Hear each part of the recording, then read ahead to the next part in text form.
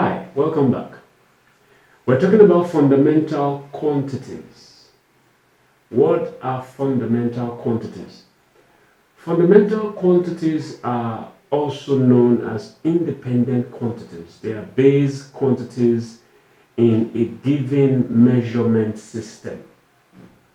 So a fundamental quantity, for instance, like mass and length and time, are base quantities that guide measurement in physical quantities.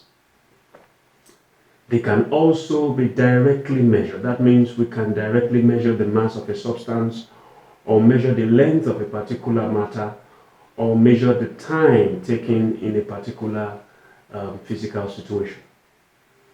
So fundamental quantities are base quantities. Same thing with their units.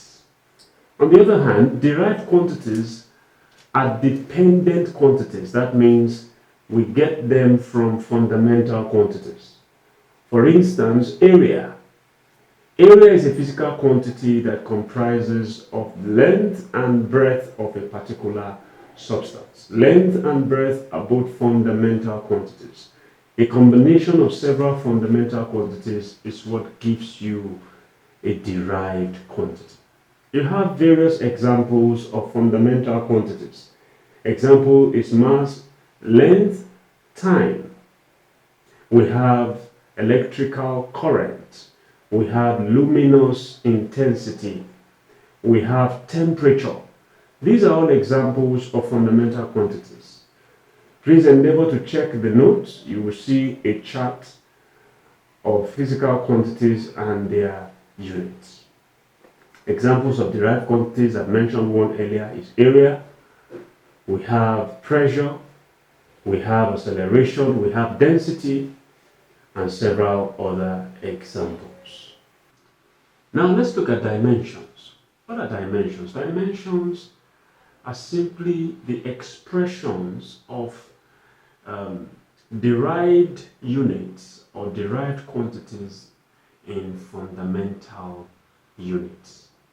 For instance, if we have a derived quantity called pressure, pressure originally is force per unit area, which is equal to force over area. We are saying that we want to write pressure in a fundamental unit format. So that means we will reduce force and area to the three base fundamental units, which are mass, length, and time. So force is simply the product of mass and acceleration. When we break acceleration down, acceleration is velocity per unit time. So we see the derived quantity, the derived unit in that formula is velocity. So we still break it further. Velocity is length over time squared. That means LT raised to power minus 2. When we match that with the mass, so that means we are saying that pressure is mLT raised to power minus 2 over area, which is L squared. And at the end of the day, you have mL raised to power minus 1, T raised to power minus. So it is expressing quantities in base fundamental quantity format of mass, length, and time.